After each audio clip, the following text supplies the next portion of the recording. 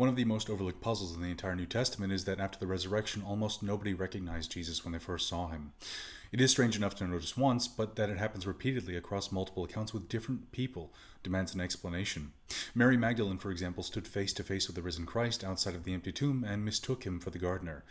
Two disciples walked with Jesus for 7 miles on the road to Emmaus, a full conversation, a Bible study on the Messianic prophecies, and did not know who he was until he broke bread at their table. The disciples in the upper room were terrified at his appearance. Even at the seaside breakfast in Galilee, John adds a haunting detail.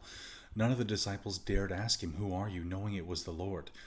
Now, that phrasing implies lingering visual uncertainty, even among those who already believed. Some scholars' explanation draws on a prophetic text that many readers pass over entirely. Isaiah 50 contains what some believe is a messianic prediction.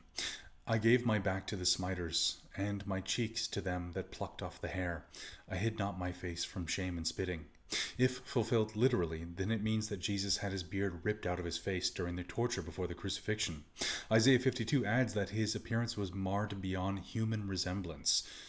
To illustrate the point, have you ever had a colleague who has always had a beard that comes in clean shaven? Sometimes they're difficult to recognize. Christ would have been exponentially worse. If Jesus' face bore raw scar tissue where his beard had violently been removed, the change to his appearance would have been radical and permanent, like the scars that he bore after his resurrection. This conjecture also explains why, when he spoke Mary's name in Aramaic with unmistakable emphasis, she suddenly knew. It wasn't his face that identified him, it was his voice. And the same when he broke bread with the disciples. They saw the wounds.